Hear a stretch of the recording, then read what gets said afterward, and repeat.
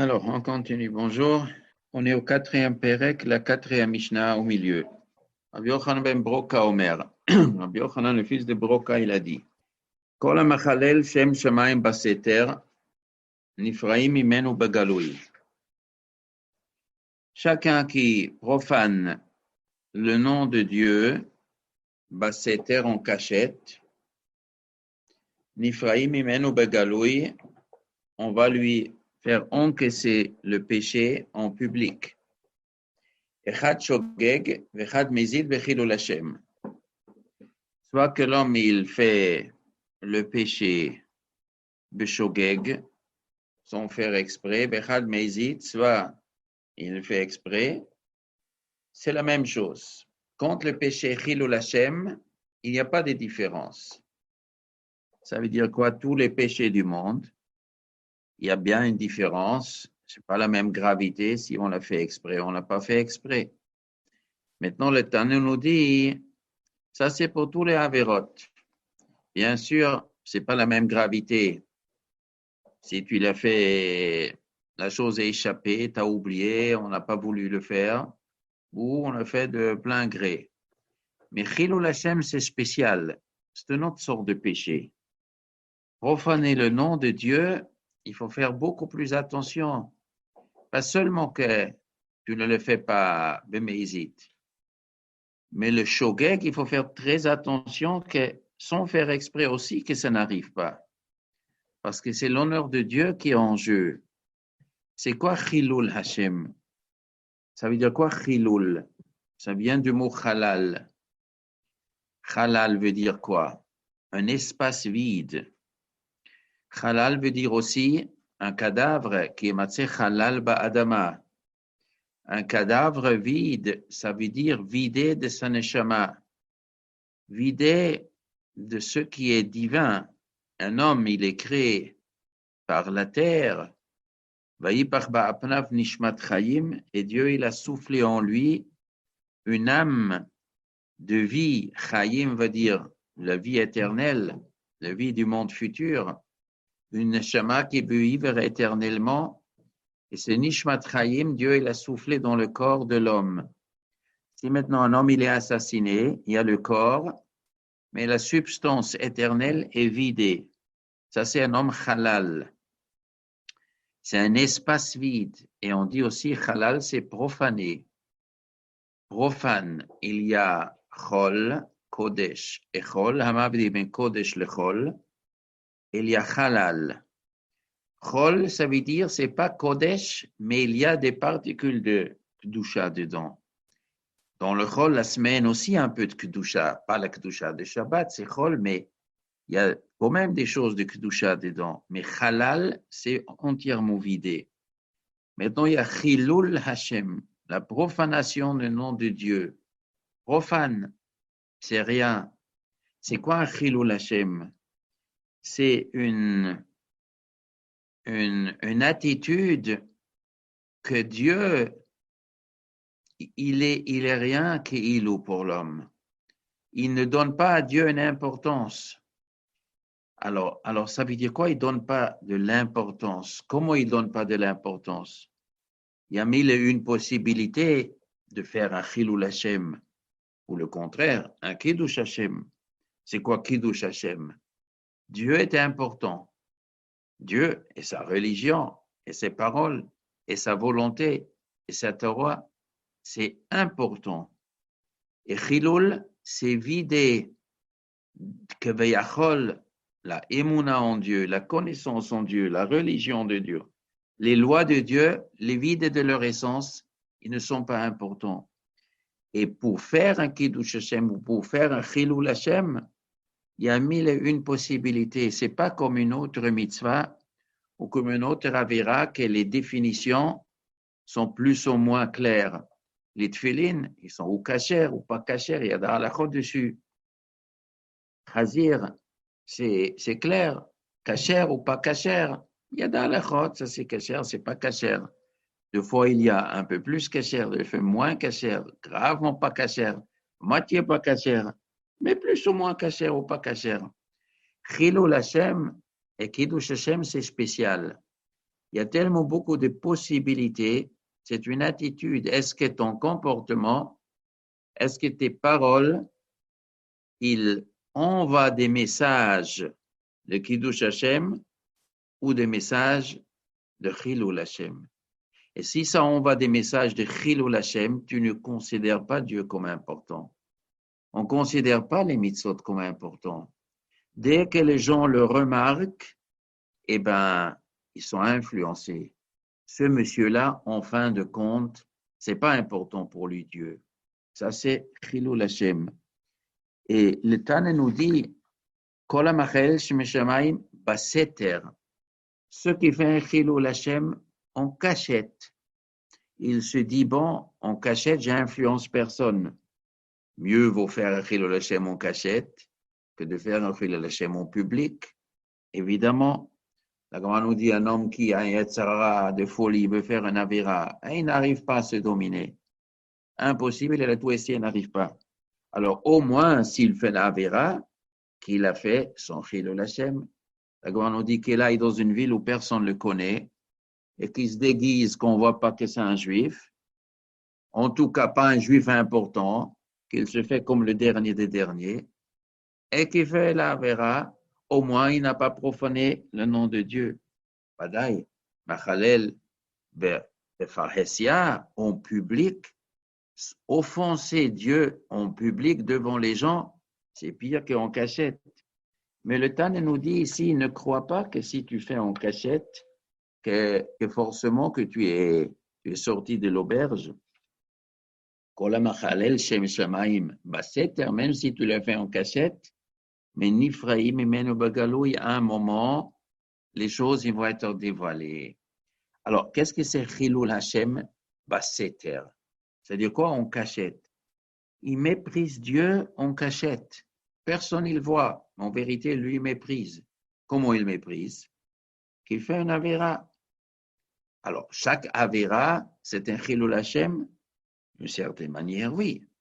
Chaque Avera, ça veut dire il y a négligence. Ça veut dire, dans le fond, chaque Avera en cachette, c'est un Chilul Hashem. Mais le Rambam, quand il dit sur des Torah, il définit un peu plus. Il y a un Avera qu'un homme y fait parce qu'il a un grand Yetzer hara. Mais il y a un Avera qu'un homme y fait, il n'a pas de Yetzer hara. Il le fait parce qu'il méprise la chose. Ça, c'est le Chilul Hashem, le mépris. Un homme qui dit, je veux faire la Torah, c'est très important pour moi, mais le Yetzer hara, il est plus fort maintenant. Alors, ça, c'est pas le Chilul. Ça, c'est pas un Chilul Hashem. C'est, le Chilul Hashem, c'est, le Yetzer hara t'oblige pas et on méprise. Un homme qui méprise ça en cachette, il dit, bon, d'accord, pour moi, je m'en fiche de la religion.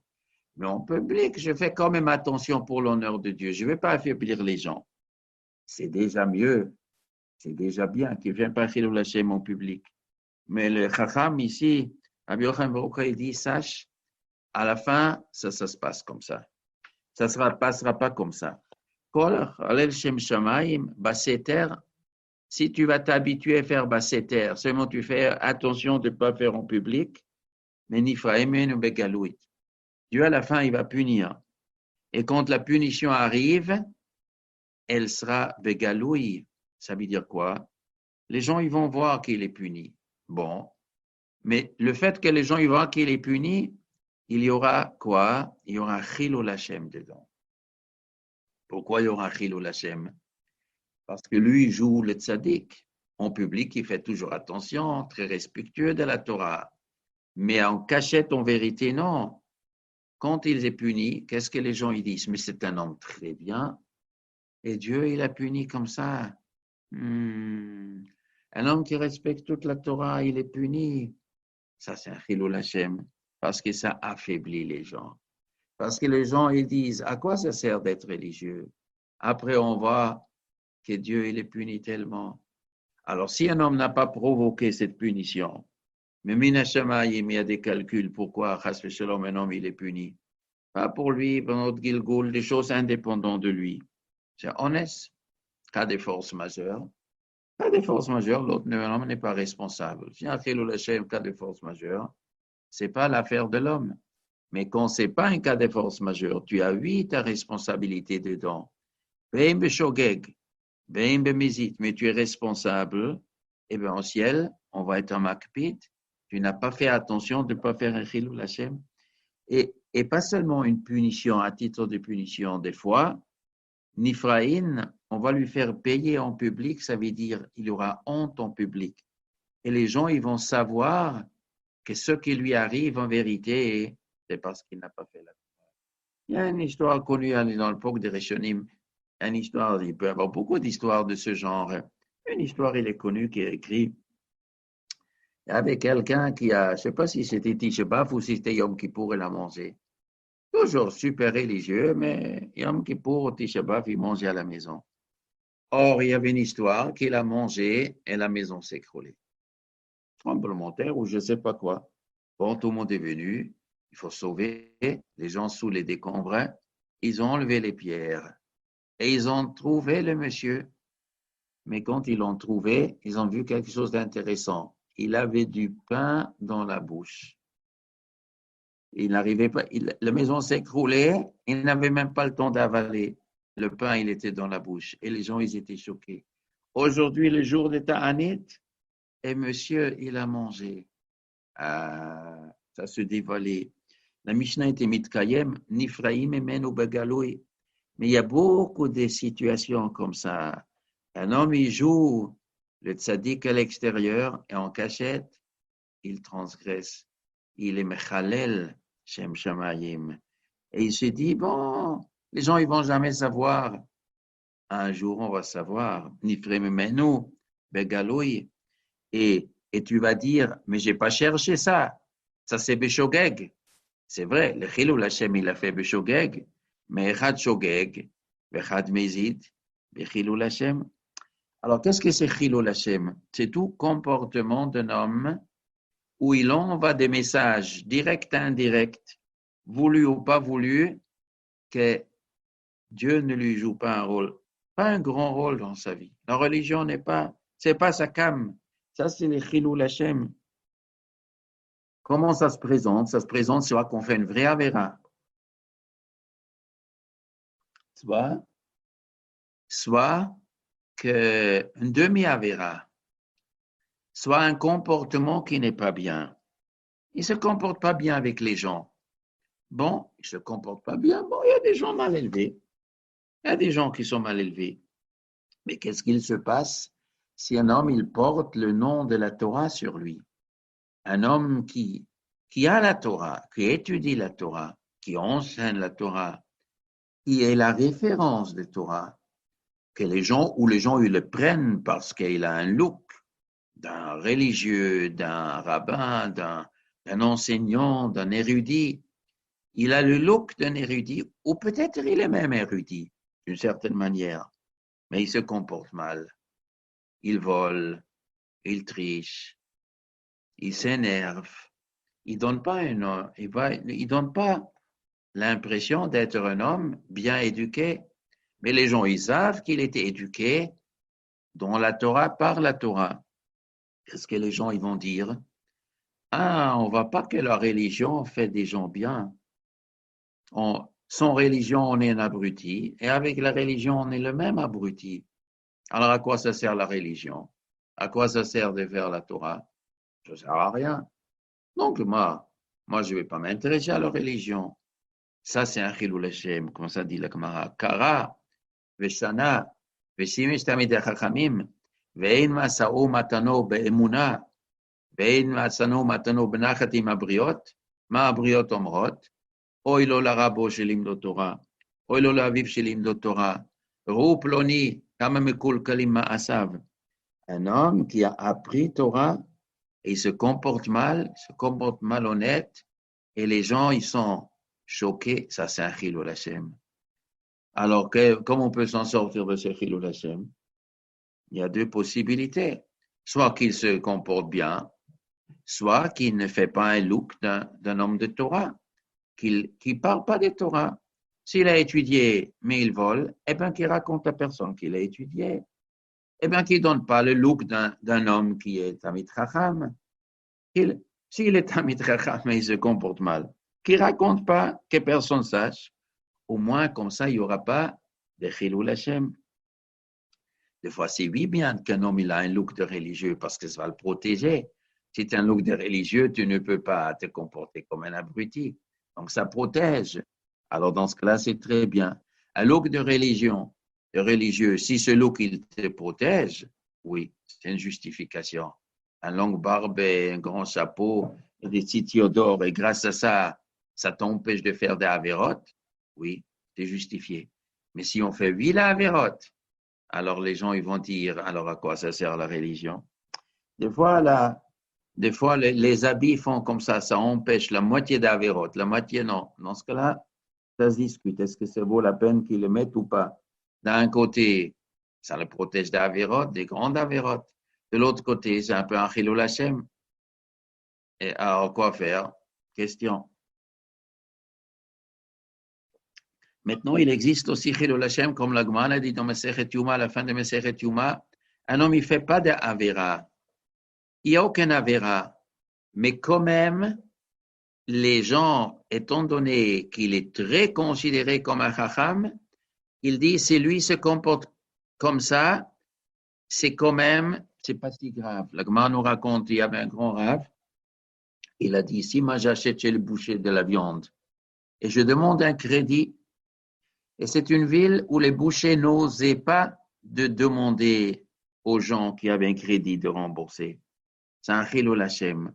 Parce que le jour qu'il doit rembourser l'argent, et il oublie, et ne rembourse pas, le boucher va penser, ah, il ne m'a pas remboursé. Chez nous, dans la ville, on ne réclame pas. Il sait que je ne le réclame pas. Ça ne se fait pas. On est la route les gens. Et lui, il fait semblant, il a oublié. Ah, il a emprunté pour oublier. Ou il a emprunté, il n'avait pas d'argent, mais il oublie ses dettes. Donc, ce n'est pas si grave de voler. Alors, si c'est un grand chacham qui se comporte de la sorte, alors le grand chacham, l'argent, l'honnêteté, c'est pas si grave. Alors le boucher il dit, si pour le grand Rav, c'est pas si grave, alors pour moi aussi, c'est pas si grave. Et moi, dans ma vie, pas seulement j'oublie de rembourser mes dettes, mais je ferai les mergouilles depuis le début. Donc ce Rav, il a fait un Chilul Hashem, il a influencé. Et ça c'est en vérité, c'est une des choses très profondes qui répond malheureusement à beaucoup de questions. Des fois, il arrive à ce shalom des choses mal, au tzadikim, au chachamim, à des gens bien. Des fois, il arrive des choses terribles malheureusement. Et les gens, ils se disent, mais il est tzadik ce monsieur, et pourquoi Hachem lui fait ça? Alors on peut dire que Hachem il sait, Hachem il sait.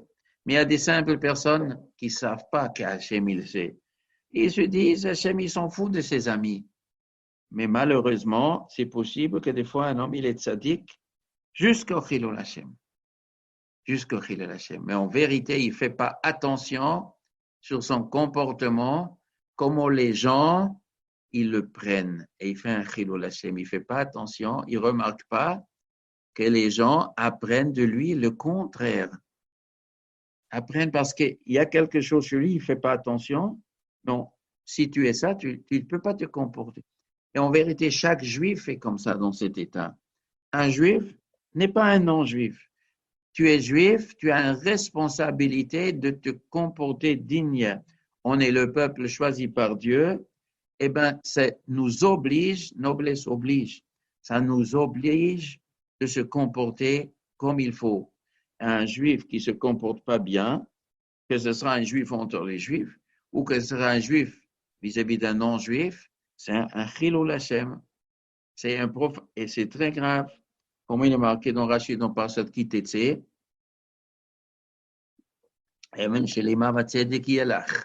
quand tu fais du business, ne triche pas.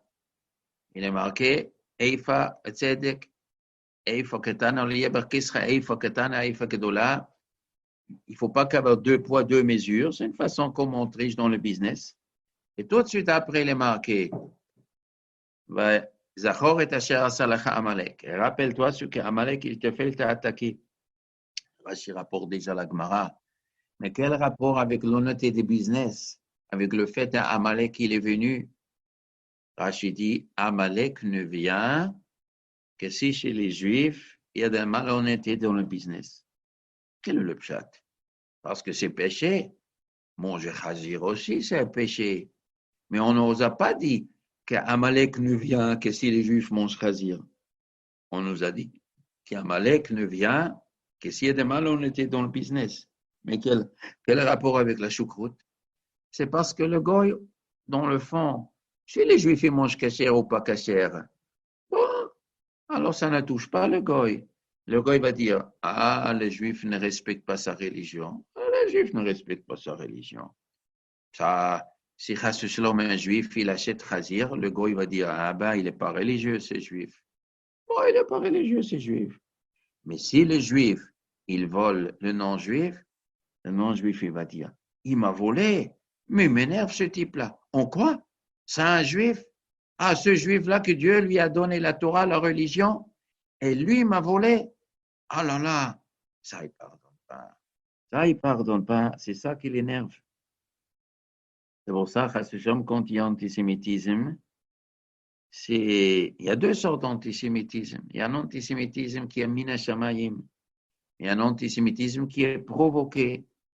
Et cette provocation, elle vient de deux côtés. Elle vient ça peut être de la méchanceté du goy. Et cette méchanceté du goy, elle est réveillée à ce shalom quand il y a une trahana contre les Juifs, quand il voit que les Juifs lui a volé. Et ça lui fait mal, ça, il ne pardonne pas. Donc, quand il y a antisémitisme dans le monde, il faut vérifier. Il faut que les Juifs ils font une introspection. Qu'est-ce qu'il se passe? En quoi? Dans quel sujet? Premier sujet. Bon, l'entité dans l'argent. C'est le premier sujet. On dit que Rabbi Yassif, il a dit comme ça que aujourd'hui, Mashiach, il n'est pas venu. Je ne sais pas dans quel Noussach il a dit, je n'étais pas à côté, mais à peu près, il a dit cette idée. La partie des Juifs qui font la Torah en mitzvot, quelle est leur partie, si jamais il y a un parti que Mashiach n'est pas venu, en quoi eux ils participent? Il a dit, ce qu'il faut vérifier, si quelqu'un il fait la Torah, bien, il faut vérifier l'argent.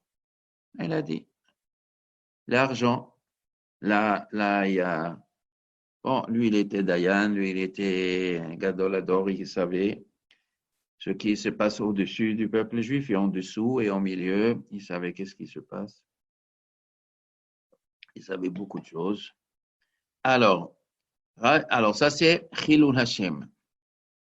Rabbi Ishmael, donc si on dit Chilul Hashem c'est tellement grave, donc le contraire c'est Kiddush Hashem. C'est quoi Kiddush Hashem? C'est que l'homme, il respecte Bémet, oui, la Torah, et il envoie des messages que on va vivre que c'est important pour lui. La Rambam dit, quand un homme, il garde la Torah, malgré qu'il est sous une immense pression, ça c'est Kiddush Hashem. Il dit, il y a Kiddush Hashem en cachette, et il y a Kiddush Hashem en public. La Rambam dit, Yosef Hatzadik, la femme Goya lui a demandé de pécher, il avait une immense Yetzarara, et il n'a pas fauté, il a résisté. La Rambam dit, ça c'est Kiddush Hashem. Dieu, la volonté de Dieu, elle est au-dessus de toutes les considérations. Malgré que l'Etzar, elle est terrible, et la Madame Potiphar, elle a dit, je vais te mettre à la prison, et je vais te frapper, et je vais te déshonorer, je vais te obligé de faire. Il a dit, non, je ne peux pas fauter contre Dieu. Rambam me dit, ça c'est Kiddush Hashem. Et ce Kiddush Hashem, il a fait en cachette. Il n'y avait qu'une personne en face de lui. Une fois, il a fait un Kiddush Hashem. Mais un homme, il fait un Kiddush Hashem en cachette, Akash Baruch Hu, il va lui payer en public. À la fin, le monde entier savait. Yosef Hatzadik, il s'appelle jusqu'à aujourd'hui Yosef Hatzadik pour ce qu'il a fait. Lui, il ne savait pas que ce sera écrit dans la Torah, qu'il était plus fort que son Yetzirah. Il ne savait pas que lui, il sera la référence de la Kedusha, l'Olam Vaed. Lui, il a fait maintenant seul en Égypte, dans le pays le plus immoral qui existe, où c'est tout à fait normal de ce que cette femme propose. Pour eux, c'était normal. Moi, je suis juif. Il n'y a pas de question. Ça ne me monte pas la tête. Ça, c'est un Kiddush Hashem. Kiddush Hashem en cachette, il y a aussi Kiddush Hashem, bien sûr, en public, quand un homme il est prêt à donner toute sa vie même pour Dieu. C'est la mitzvah de Kiddush Hashem. Tous les gens qui sont morts à Kiddush Hashem, qui se sont fait torturer à Kiddush Hashem, toutes les histoires des Chachamim et des simples juifs et dans toutes les générations, c'est Kiddush Hashem. Kiddush, c'est le contraire de Chilul. Chilul, c'est vider de l'essence. Et Kiddush, c'est rempli, c'est la Kedusha, c'est la puissance de Dieu, la sainteté de Dieu. C'est tellement important pour moi, je suis prêt à tout perdre pour l'honneur d'Hachem. Ça, c'est Kiddush Hashem. Rabbi Ishmael, Beno Omer, Rabbi Ishmael, son fils. Le fils de qui? Rabbi Yochanan Broka. Donc, il y a ici un Chacham Yochanan Broka. Il a un fils aussi, Chacham. Rabbi Ishmael, Beno, chez Rabbi Yochanan Broka. Qu'est-ce qu'il lui dit? Almanat le Lamed. Ce qui étudie, et le but de lui, c'est Almanat le Lamed. Il veut enseigner. J'étudie, et tout mon savoir, je vais l'enseigner. C'est, j'étudie la théorie, et j'enseigne la théorie. Comme ça, les gens, ils savent, ils connaissent la Torah. Eh bien, Maspikim biyado, l'ilmod ou le Lamed. Le ciel va lui aider. Tu vas étudier. Tu veux enseigner aussi, Dieu va aider, que tu pourras enseigner. Mais celui qui n'enseigne pas seulement pour que ça reste en théorie, il veut la asot. Il veut lui-même l'appliquer. Il veut que les autres appliquent ce qu'il enseigne. Il veut enseigner, mais il veut que les choses soient appliquées. Maspikin beyado l'ilmod ou le lamed, l'ishmor bela asot. Et bien Dieu lui aidera de pouvoir apprendre et d'enseigner et d'appliquer. On dirait que Dieu aide selon tes aspirations. Si tu as des petites aspirations, Dieu te les remplit. Si tu as des grandes aspirations, eh bien Dieu t'aidera. Plus que tu as des aspirations, plus Dieu t'aide. Ça veut dire quoi? Il veut appliquer. Comment il faut traduire ici? Ce qui étudie pour faire. Est-ce que faire lui-même faire ou faire que les autres y fassent? Alors, on peut traduire de deux façons. On peut dire, il apprend la Torah avec l'intention que je l'enseigne et pas seulement que je l'enseigne pour que les gens y savent. Je voudrais que les gens passent à la pratique. Je voudrais leur enseigner et après aller pratique. Oui, je vous enseigne comment on fait des tefilines, comment on fait des tzitzit. Et maintenant, je vais veiller que vraiment vous faites les tzitzit, et vraiment vous faites les mitzvot. Alors, si l'homme il veut veiller que ça sera pratiqué, Dieu lui aidera, qu'évidemment les gens ils vont le pratiquer. Parce que toi tu veux, Dieu va t'aider, l'ishma va la asot. Ou le pshat la asot c'est lui-même. Un homme qui étudie et il ne veut pas seulement connaître, il veut appliquer, Dieu lui aide qui pourra enseigner et appliquer. Pourquoi enseigner? Quel rapport?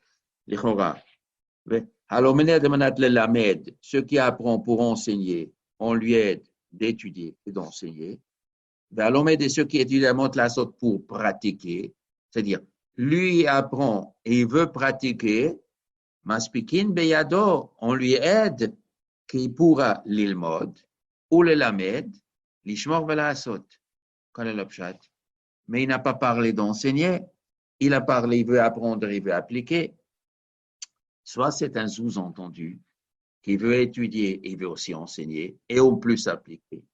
Soit le pshat il est que pour qu'un homme il applique la Torah, il ne peut pas appliquer la Torah s'il n'enseigne pas aux autres. Parce qu'un homme ne peut pas faire tout seul la Torah. Tu peux étudier tout seul. Tu es chacham, tu prends la Gemara, tu peux apprendre la chasse. Mais pour le pratiquer, il te faut des gens qui t'aident. Tu ne peux pas faire tout seul. Tu vas faire des tefilines tout seul. On ne peut pas faire des tefilines tout seul. Il faut que tu achètes du parchemin. Il faut que d'autres qui préparent la peau, qui préparent l'encre. Il y a la pratique. Tu veux prier Minyan. Avec prier Minyan, alors il faut un Minyan. Alors il faut un Bet Knesset. Alors il faut que les autres aussi viennent en Minyan. Alors il faut leur enseigner de venir en Minyan.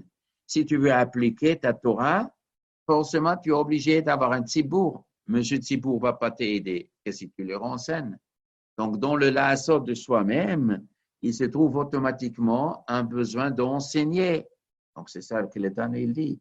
Et si tu veux appliquer, eh bien, Maspikim Beyodon t'aidera, l'ilmod, ou le lamet, tu pourras enseigner aux autres aussi, afin que les autres, ils t'aideront, Ishmor Valasot, pour pouvoir l'appliquer.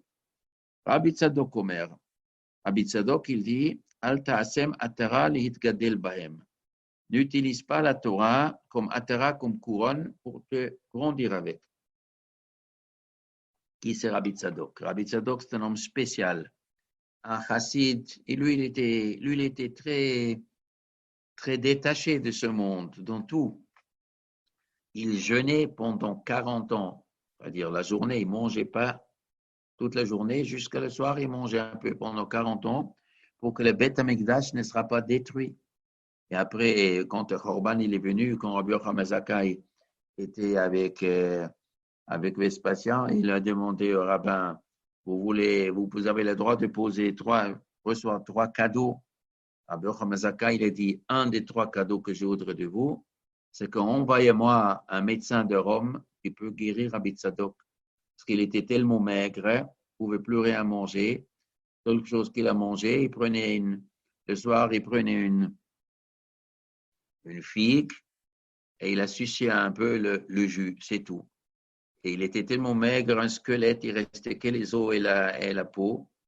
Et il a jeûné 40 ans. C'est un chassid, ça c'était le copain de Rabbi Yochanan Zakkai. Il essayait de sauver le peuple juif, un homme avec ses ta'aniot. Presque, il aurait réussi. Bon, il n'a pas réussi, parce que la Averot, ils étaient encore plus forts que son Tzidkut. Lui, cet homme-là, détaché de ce monde, il a dit Al ta'asem atara li'itgadel bahem. N'utilise pas la Torah comme couronne pour te grandir. Grandir. Ici, il ne parle pas vis-à-vis de manger, pas manger. Il parle vis-à-vis de l'honneur et pas honneur. C'est-à-dire, il savait l'homme par nature, il cherche de l'honneur. Un homme, il peut recevoir de l'honneur, pas beaucoup de possibilités. On peut être de l'honneur parce qu'on est riche, parce qu'on est beau, parce qu'on est réussi, parce qu'on épate les gens, parce qu'on est sage, mais aussi par la Torah. On a la Torah, et bien ça donne aussi du kavod. Lui, il a dit, il ne faut pas utiliser la Torah pour ton kavod. Velo kardom lach pour bahem. Mais fais pas la Torah comme pioche pour labourer. Avec une pioche, on laboure. Ça veut dire quoi? Tu veux semer, tu veux pousser, tu veux récolter, tu as quoi manger. Bon, pour tout ça, il faut une pioche, il faut une pelle au début pour labourer la terre. Alors un homme, tu veux étudier. Pourquoi tu étudies? Tu vas creuser, et tu vas semer, tu vas faire récolter. Qu'est-ce que tu veux récolter à la fin? De l'honneur. Moi, je veux récolter de l'honneur. Dommage. L'okardom lach pour bahem. Ne fais pas la Torah, n'utilise pas la Torah pour t'honorer. Le Kachaya Hillel Omer. Hillel, il les a dit, ça on avait dit dans le premier père qu'on a vu, d'Ishtamash Betag Chalaf. Celui qui utilise la couronne de Dieu, Chalaf, il quitte le monde. Il dit ça dans le premier père, et ça c'était 3 générations avant. Hillel, il y avait un élève Rabbi Yochanan Zakkai, après Rabbi Yochanan Zakkai, le copain. Donc, une génération avant, il a entendu ça peut-être de Hillel aussi. Il ne faut pas utiliser les paroles de la Torah pour son kavod. À la Madeta, tu apprends, ceux qui profitent des paroles de la Torah enlèvent sa vie du monde. Ça veut dire quoi? On n'a pas le droit de kiffer d'avoir de l'honneur. Alors quoi? Il faut que l'homme sera malach. Peut-être c'est pas difficile d'être malach. Peut-être c'est facile d'être un malach. Mais le maasé, la halakha, il dit que quoi? Si un homme il a besoin de s'encourager d'étudier, un homme il a besoin de s'encourager d'appliquer la Torah. Et souvent c'est difficile de faire la Torah. Et que faire pour Dieu? J'arrive pas. Mais si j'ai un bénéfice quelque part, ou de l'argent, ou de l'honneur, les gens ils me disent tu es super bien, tu nous plais. Alors ça m'encourage. On a le droit de l'utiliser. Si l'honneur c'est pour s'encourager, on a le droit. La halakha il dit l'olam ilmad adam o ya'asok b'mitzvot shelo lishma shemitoch shelo lishma ba lishma. On a le droit de l'utiliser pour s'encourager. Mais la vraie valeur, c'est si après, on peut arriver à Madriga, on n'a plus besoin de ça.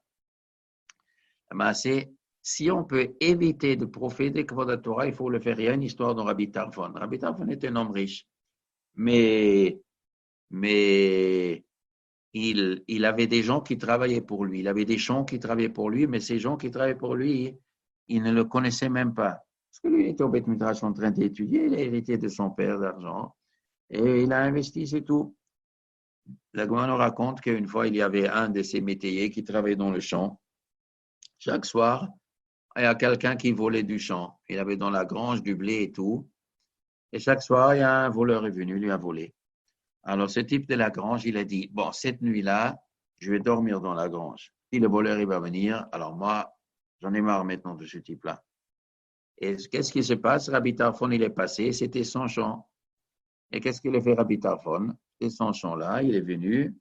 Il y a deux pshatim. Est-ce qu'il a mangé? Il savait que c'est son champ, le champ à lui, ou est-ce qu'il ne savait pas que c'est à lui, mais l'autre, il a jeté, il avait des fruits jetés.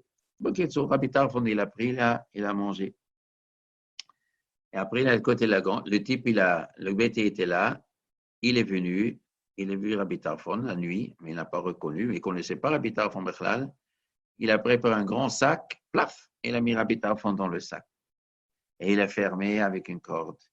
Il dit, ah, voilà, voleur, enfin, ça fait des semaines que je t'ai attendu, je t'ai fait un piège, maintenant, ça y est, je te jette dans le fleuve, tu vas le payer, qu'est-ce que c'est comme comportement? Et il est parti, et Rabbi Tarfon est dedans, il entend le fleuve, il passe sur le pont, il veut le jeter. Alors Rabbi Tarfon il dit, oh, pauvre Tarfon, à cause de cette erreur-là, tu vas quitter le monde. Alors l'autre, il entend parler, il dit Tarfon, c'est quoi Tarfon? Il dit Rabbi Tarfon. Rabbi Tarfon, oui, puis le Rabbi Tarfon, vous êtes Rabbi Tarfon, vous vous moquez de moi? Il dit, je suis Rabbi Tarfon, je suis le patron de toi. L'autre, il entend ça, il ouvre le sac, et ce qui sort, Rabbi Tarfon, il sort, et l'autre, il demande Mechila, il a expliqué qu'est-ce qui se passait, l'erreur, et l'autre, il demande Mechila, et la Gemara nous raconte que Rabbi Tarfon était malade jusqu'à la fin de sa vie. Il a fait des ta'aniot, il a pleuré, il se déchirait, mais qu'est-ce que je fais comme péché? Quel péché il a fait? Il a dit, je m'appelle Rabbi Tarfon, je suis le Chacham, et ne me jette pas. Mais qu'est-ce qu'il aurait pu faire? S'il n'aurait pas dit qu'il est le Chacham, il lui dit, je suis Tarfon, et monsieur Tarfon, peut-être l'autre n'aurait pas tenu compte. La Gemara dit, non, mais Rabbi Tarfon était riche. Rabbi Tarfon aurait pu dire, écoute, moi je te donne 100 000 euros et tu ne me jettes pas dans le fleuve. Et l'autre, il aurait accepté. Il aurait pu éviter de dire, je suis le rabbi. Et il a mis le Chokhmat Torah à côté. La Gemara nous raconte, Rabbi Tarfon, ils se ont voulu, j'étais né, il dit vrai Torah. Quand un homme, il peut, pas né, mais dit vrai Torah. C'est, si on peut s'en passer, c'est beaucoup mieux. Rabbi Yossi Omer, Rabbi Yossi dit, Kol hamachabed et Torah, ufo mechubad al abriot.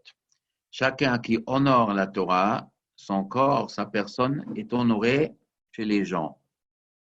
C'est quoi mechabed et Torah? Il donne l'honneur à la Torah. Ça veut dire quoi exactement? Ça veut dire beaucoup de choses.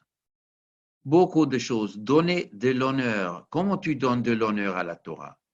Tu la étudies, tu la respectes, tu parles bien d'elle, tu demandes aux gens de la respecter, tu respectes les Sifrei Kodesh, tu respectes les Rabbanim, tu respectes ces mitzvot.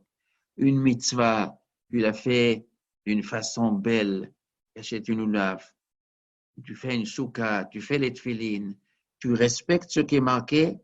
Il y a beaucoup de choses.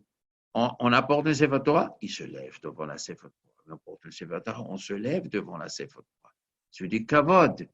Tu achètes quelque chose, une mitzvah, on fait la mitzvah avec de l'honneur, comme quelque chose de respectueux. Mais chabed et ta Torah, tout ce que donne de l'honneur à la Torah, lui, il est là. Alors ça, c'est mechabed et ta Torah. Gufo mechubad à la briotte. Les gens, ils respectent cet homme. Pourquoi? parce que la Torah mérite de l'honneur. Donc, l'homme qui respecte la Torah, eh bien, l'honneur de la Torah, elle va chez les gens automatiquement. Les gens veulent donner de l'honneur à la Torah. Et ceux qui respectent la Torah, les gens, ils lui donnent aussi de l'honneur. Il sera mechoubat chez les gens. On parle chez les gens bien. Maintenant, Hasbe Shalom, les gens qui ne connaissent pas la Torah, qui sont de l'autre côté de la planète, ça c'est une autre chose. Mais on parle des gens normaux, des juifs qui savent qu'est-ce que c'est la Torah. Rola Machalel est la Torah. Et ceux qui profanent la Torah, on a déjà parlé avant, Chilul Hashem. Ici, Mechalel, Halal, la Torah est vide chez lui. Un homme qui, pour lui, la Torah est vide. Ça lui dit rien. On passe par la Torah devant lui, je ne lève pas. C'est une façon de parler. Il y a mille et une possibilités. Là, ça lui dit rien.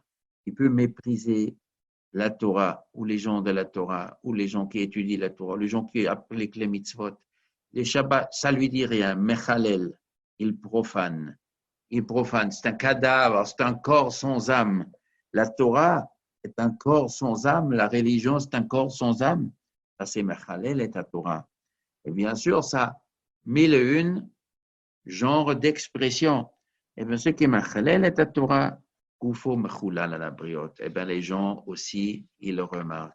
Tu un vaux rien, tu ne respectes pas la Torah, eh bien, les gens ne le respectent non plus.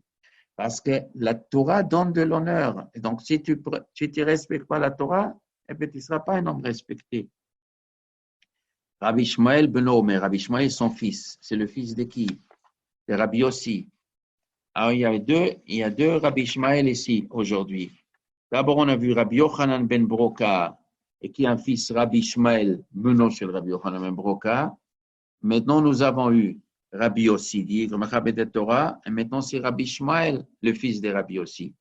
Donc, les deux Tanaïm, ils avaient des fils Ishmael. Tous se posent la question, pourquoi ils donnent le nom Ishmael au fils?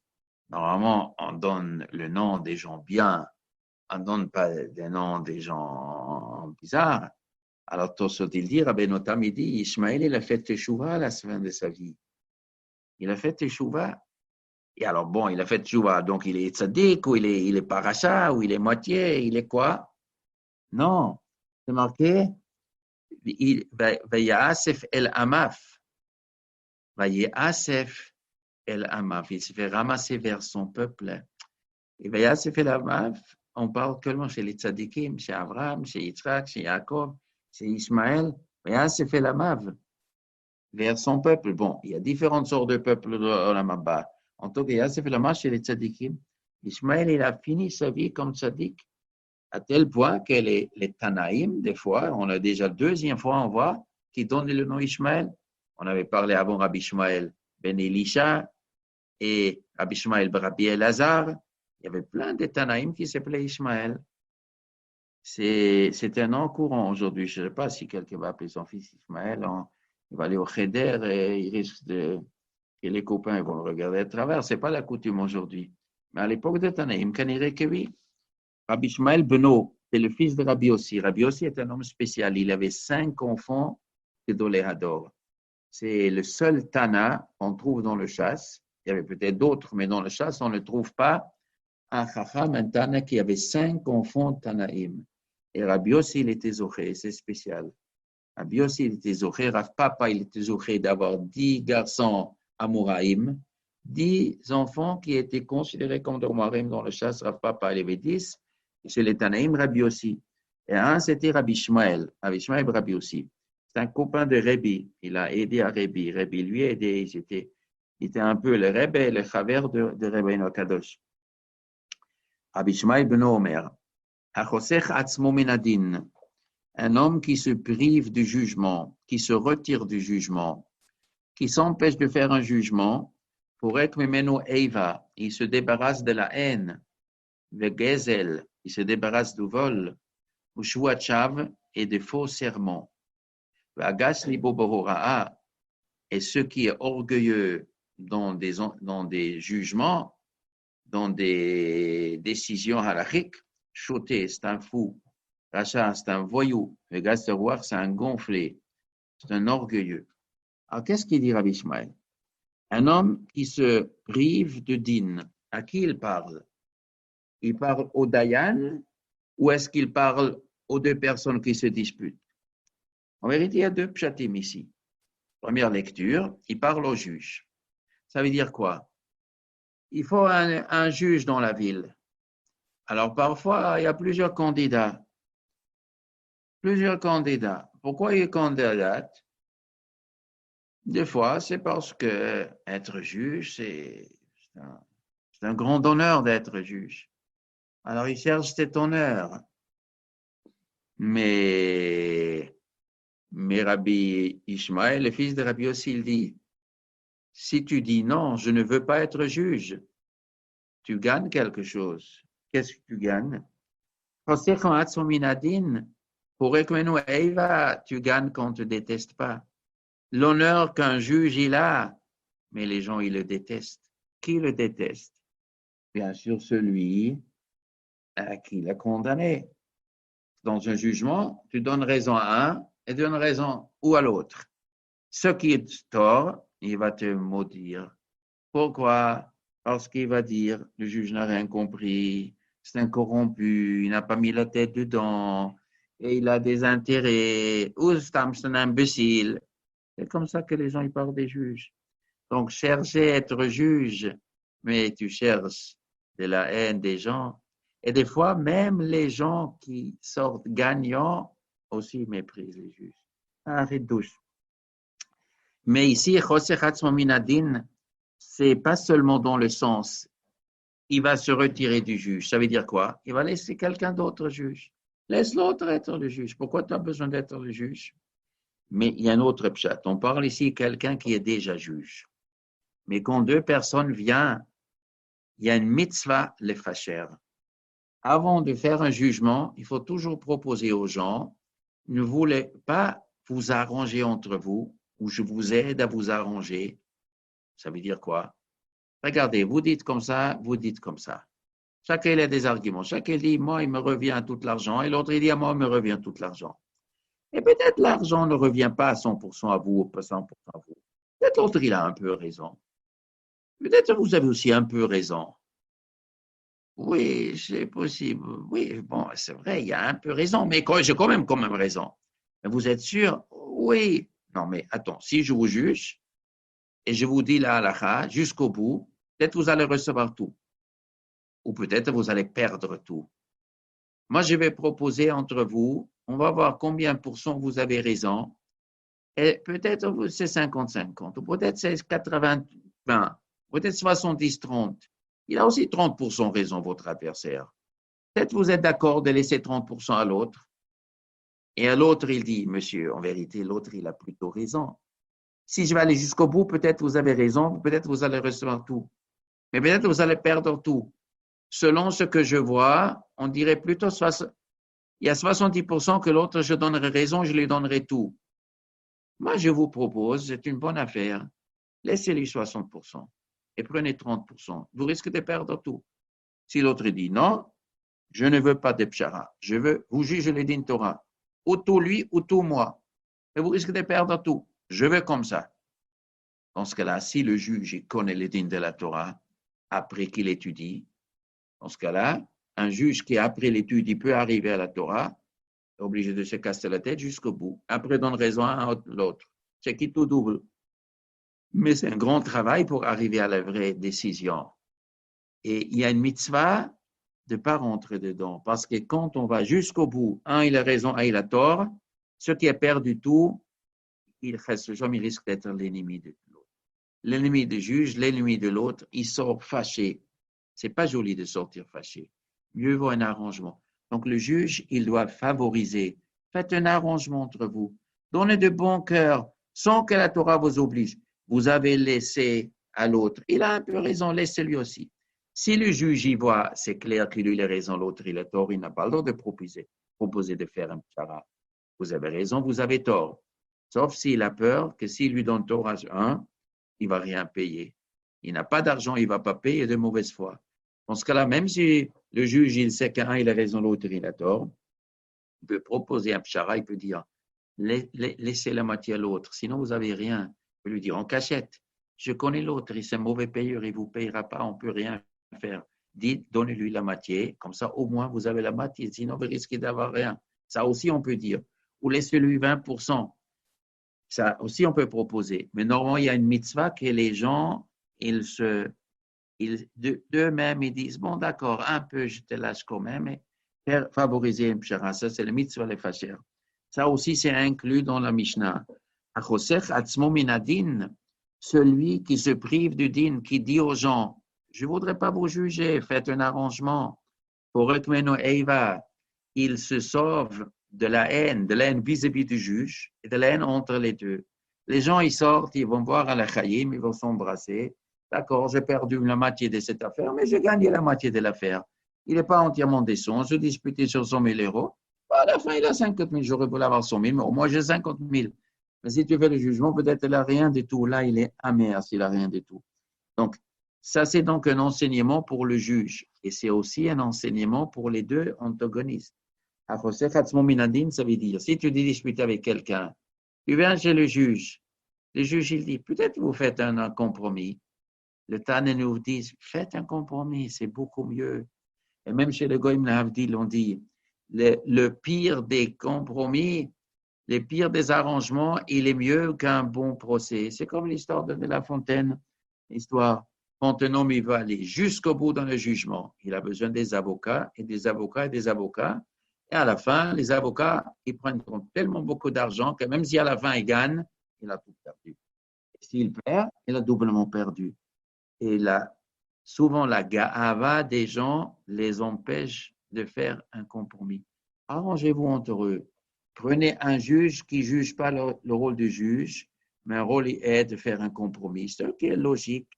Et faites un compromis. Il n'y a pas mieux qu'un compromis. Dans tout, il n'y a pas mieux qu'un compromis. Le jugement, non. C'est des gens qui sont têtus, qui sont orgueilleux, ils veulent aller jusqu'au bout, mais c'est qui tout double. Donc, le Tane, il déconseille, Rabbi Shmuel Mélangeon, il déconseille à José Ratzmonedin, aussi au juge. Là, il ne faut pas se nommer juge, laissez un autre, sauf si l'autre, il est tordu. Ça, c'est Nalacha dans le Rambam. Si dans la ville, le seul qui est capable d'être jugé, il les connaît, c'est un, tous les autres, c'est des rigolos. Et les gens, ils demandent, mais vous êtes obligé d'être le juge. Acceptez la place, parce que sinon, c'est tordu. Dans ce cas-là, si le peuple et les chachamim, ils disent, oui, vous devez être le chef, dans ce cas-là, il ne faut pas refuser. Dans ce cas-là, on peut accepter. Mais s'il y a un autre qui est autant bien que lui, alors laisse l'autre. Ça, c'est José Hatzmo. Et même quand tu es nommé juge, essaye de ne pas faire le jugement, de faire un pshara. À ce Hatzmo Menadin, pour être Memeno Eiva, il se débarrasse de la haine, Vegezel, il se débarrasse du vol. Pourquoi du vol? Parce que si tu es obligé de juger, et tu juges, lui il a raison, lui il a tort. Si le juge il se trompe, donc le juge il est voleur, et ceux qui ont pris l'argent injustement, il est voleur. Mais si tu fais un pshara, vous vous arrangez. Donc toi tu dis, si tout l'argent vient chez moi, revient à moi, mais je te donne la moitié, je suis te mochel, je te pardonne. Et l'autre dit la même chose. Quand on fait un pshara, chacun il dit, le juge il dit aux gens, dites, et si Alpidine, je devrais recevoir tout, je te laisse une partie de plein gré. Et toi aussi dis la même chose. Dans ce cas-là, il n'y a pas de vol parce qu'il était d'accord. Ou shvuat. Et le faux serment, c'est quand on fait un jugement, des fois, il faut faire juger les gens. Aujourd'hui, on ne laisse pas jurer les gens. Aujourd'hui, Rahman Aslan, si on fait jurer les gens, aujourd'hui, avec les Ratsimam qui existent, quand l'argent il est en jeu, et les Ratsimam il est en jeu, alors on ne demande pas de jurer. Il peut prononcer le nom de Dieu pour son argent. Alors on ne laisse pas jurer. Mais à l'époque de la Gemara, les gens ils tremblaient devant jurer. Jurer faux, ça, les gens ils tremblaient. Alors on faisait jurer. Mais des fois, il y a des gens qui juraient comme un faux. Et donc le juge, il n'a pas fait de pshara. Si on fait un pshara, on n'a pas besoin de jurer. Soit mouchel le serment. Et on peut aussi racheter, dans la Gemara, il marqué, on peut racheter la chevoie. Un homme, on lui a donné un objet à garder. Alors, voilà, je vous donne quelque chose à garder, je vous donne 10 000 euros. Je vous dépose chez vous, vous me rendez dans un mois. Après un mois, il vient, monsieur, c'était volé. Volé? Ah, tu as oublié de fermer la porte à clé. Ah non, je l'ai fermé la porte à clé. Tu as fermé la porte à clé? Oui. Et peut-être que tu n'as pas fermé la porte à clé. Et comme ça, le voleur, il est rentré. Donc, tu as fait un pshia, tu es obligé de payer. Oh non, je vous assure que j'ai payé. C'est sûr que vous avez fermé la porte à clé? Oui. Vous êtes prêt à le jurer devant le Beit Din que vous avez fermé la porte à clé? Euh, Jurer. Oui, oui, je veux que vous jurez devant Dieu que vous avez fermé la porte à clé. Euh, je préfère ne pas jurer. Alors payez-moi. Mais je vous assure que j'ai fermé. Non, si tu jures pas, tu me payes. C'est comme ça la halakha. C'est où jurer payer. Alors l'autre, il dit, écoutez-moi, si vous m'obligez de jurer, je jure. Mais je préfère que vous ne m'obligez pas. Mais ça ne marche pas. Alors il y a une halakha dans la Gemara, il peut proposer d'argent. Il dit, vous savez quoi? Je vous rends la moitié et laissez-moi. Je ne voudrais pas jurer, je vous rends la moitié. Si vous m'obligez de jurer, je jure, vous n'aurez rien. Je vous propose la moitié et je ne suis pas obligé de jurer. Alors l'autre peut dire, d'accord, donnez-moi la moitié, ne jurez pas. On peut racheter une chevoie. Un homme qui a peur de jurer, parce que je suis sûr que j'ai fermé, mais je ne suis pas 100% sûr. Il me semble que oui, il me semble que oui, mais j'ai peur de jurer. Je lui paye pour qu'il me pardonne que je ne jure pas. Maintenant, si l'autre dit, non, je ne veux pas d'argent, je veux que vous jurez ou vous payez tout. Alors c'est nous qui tout double. Peut-être l'autre, il va jurer, il n'aura rien. Peut-être il ne va pas jurer, il va payer tout. On peut s'arranger. Ne jurez pas et payez-moi. On est risque aussi, on utilise ce système-là de ne pas jurer et payer. Alors, la gas libo bahora'a. Et ce qui est orgueilleux dans le jugement, c'est quoi il est orgueilleux? Il dit les choses facilement. Il réfléchit pas trop. Il est trop sûr. Depuis le début, il dit je sais, moi je sais. Sans se casser trop la tête, je sais. Et après, il y a un deuxième hagas libo. Quand on lui dit mais monsieur, vous avez jugé un petit peu trop vite. Il n'y a pas une question pour ceux qui disent ah non, j'ai raison. Non, c'est faux. Il ne veut plus remettre en question ce qu'il dit. Ah non, j'ai raison. Pourquoi? Parce qu'il est orgueilleux. Il ne veut pas avouer qu'il a parlé trop vite. Il ne veut pas avouer qu'il a avoué, qu'il a de se tromper. Et quand on lui montre un halakha sur Neroch, il tourne les gens bourrés, que non, ça n'a pas de rapport. Il fait un chokhma pour embrouiller les gens. Gasli Bobohora. Ah, comme ça, il connaît la halakha sans mettre la tête dedans, sans craindre de se tromper. Choté, c'est un fou. Il ne comprend pas le sérieux. C'est quoi? Permis ou interdit, c'est la même chose. L'argent est à Rouven, l'argent à Shimon. 100 000 euros à Rouven, 100 000 euros à Shimon. Quoi, tu prends ça à la légère? Mais la carrière de l'autre, 100 000 euros. Lui, mais chacun, il a besoin. Lui, il a besoin de marier sa fille. L'autre a besoin de marier son garçon. Il a 1000 choses. Sa femme est malade. Il veut faire une parnassa. C'est son argent. Tu joues comme ça sur 100 000 euros de l'autre. Choté, c'est un fou. Rachat, c'est un voyou. Parce qu'il peut permettre ce qui est interdit. Il peut interdire ce qui est permis. Il peut priver un homme de son argent. C'est un voleur, c'est un rachat. Mais Gassaroua, c'est un type gonflé. Ah non, moi je ne me trompe pas. Moi je sais, c'est comme ça, allez-y. Donc Rabbi Ishmael, le fils de Rabbi Yossi, il est très circonspect au niveau de devenir juge. Et si tu es juge, il faut être un juge très sérieux et bien réfléchir avant qu'on fait un psaque. Ou Ayomer, lui-même, il disait encore quelque chose. Al-Tihidan Yechidi, ne juge pas les gens tout seul. Si tu es déjà juge, juge à trois, ne juge pas seul. Il n'y a qu'un que pour eux, lui, c'est bien de juger seul, c'est Akadosh Baruch Hu. Ça veut dire quoi, ne juge pas seul? On n'a pas le droit de juger seul ou on a le droit? Ça veut dire quoi? Juger. Alors, il y a deux catégories de juges. Il y a les juges à l'époque de la Gemara qui a des mumche. Mumche, ça veut dire qu'il a reçu le diplôme d'un grand chacham. Et un mumche, il peut obliger les gens de juger.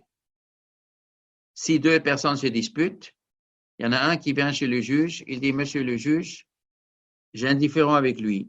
Je vous demande d'intervenir et dites qui a raison. Alors, un Dayan Mumche seul, Alpidin, il peut inviter l'autre. Venez, monsieur, oui, je suis juge, je suis diplômé de juger. Votre, il réclame l'argent chez vous. Dites ce que vous avez à dire, lui, il dit ce qu'il a à dire, et je vous juge et je condamne ce que je condamne. La halakha, il dit que les deux sont obligés de se soumettre. Il ne peut pas dire, non, je ne me laisse pas juger. Un Dayan Mumche peut obliger, de même qu'un, il a appelé secours, l'autre, il est obligé de venir. Mais si c'est pas un Dayan Mumche, c'est des gens qui connaissent, ils ont le droit, les gens jugent halachiquement, ils ont le droit de juger contre le gré de quelqu'un s'ils sont trois. Un homme, il vient chez trois personnes, il dit, j'ai un différend avec M. Ploni et Ploni. Appelez-le, s'il vous plaît. Bonjour, monsieur. Vous avez un différend avec lui? Oui, monsieur. Monsieur, les trois. J'ai un différend. Eh bien, on va vous juger. Ah non, je ne veux pas. Non, ça n'existe pas, je ne veux pas. Vous allez écouter, on va vous juger. Vous voulez ou vous ne voulez pas. Et si on va vous condamner, vous allez obliger payer. C'est comme ça la halakha. Mais ça, c'est chez des dayanim. Ben, Alpidine, c'est comme ça. Mais le maasé, on n'a pas la coutume de faire ça. On a la coutume de le laisser choisir le juge. On fait zé borer lo echad, zé borer lo echad. Je n'ai borim lo echad. Que quand il y a un différent, un, il dit à l'autre, viens en bedin. Je ne veux pas venir. Ah, tu es obligé de venir. Mais quel bedin? Le bedin qui me plaît. Mais il faut aussi le bedin qui me plaît à moi. Toi, me plaît pas, ton dayan ne me plaît pas à moi. Alors, chacun choisit un. Vas-y, choisis un dayan. Moi, je choisis un dayan. Et ensemble, on choisit un troisième ou les deux dayanim choisissent un troisième. Et après, les deux, ils disent, bon, on est d'accord que vous nous jugez. Avant le bedin, on accepte votre psak. Et dans ce cas-là, les juges, ils ont jugé, ils sont obligés d'accepter, ils sont obligés de payer. S'ils ne payent pas, c'est un pur voleur. On peut appeler la police, etc. Donc, un dayan mumche peut juger tout seul. Et sur celui-là, Rabbi Ishmael, Rabbi Yossi, il dit, c'est pas bien de le faire. Même si le juge juridiquement, tu peux juger seul, ne le fais pas seul. Laisse-toi toujours accompagner par deux. Pourquoi? Parce qu'un homme, il est sujet à se tromper. Quand il y en a deux à côté de lui, c'est plus facile à trouver la vérité. C'est la suite de ce qu'il dit à Gasli Bobahora, un homme, il est trop sûr de lui, de ne pas se tromper. Il peut, oui, se tromper. C'est pour ça, ne juge pas tout seul, laisse-toi accompagner par deux. Quand il y en a trois, il y en a un qui joue le rôle de l'un, un il joue le rôle de l'autre. Ça veut dire, un, il dit, je vais essayer de défendre son point de vue. L'autre, il dit, moi, je vais essayer de défendre le point de vue, honnêtement. Et le truc au milieu, il écoute les deux. Et après, les trois, ils décident. Et qui, les trois? S'ils se mettent d'accord, c'est bon. Et s'ils ne se mettent pas d'accord, les trois, alors, dans ce cas-là, on fait d'après la majorité. C'est pour ça qu'on prend toujours des juges impairs. On peut faire un jugement de 3 ou 5 ou 7 ou 11. Il y a mieux de faire 7 juges que 3 parce qu'il y a 7 avis. Et s'il y en a 7, 3 ils disent comme ça, 4 ils disent comme ça, on fait la majorité. Val tomar kabloudati. Un homme ne doit pas dire il faut que vous acceptez ce que j'ai dit, 1 contre 2. Et là, un, il dit mais moi j'ai raison. Annulez votre date et faites-moi confiance. Les gens ils disent non, on ne vous fait pas confiance, nous pensons autrement. Eh bien, tu ne peux pas les obliger, même si c'est toi le Dayan Moubré, que tu as invité les deux autres à venir. Et tu peux dire j'aurais pu juger sans vous. Mais maintenant que tu les as appelés, tu es obligé de tenir compte de ce qu'ils disent. Et c'est 1 contre 2, et le c'est 2. Tu ne peux pas dire aux deux acceptez mon avis. Chez Enrecheim, le pouvoir est à eux, eux ils sont deux, c'est leur pouvoir. Veloata, c'est pas toi.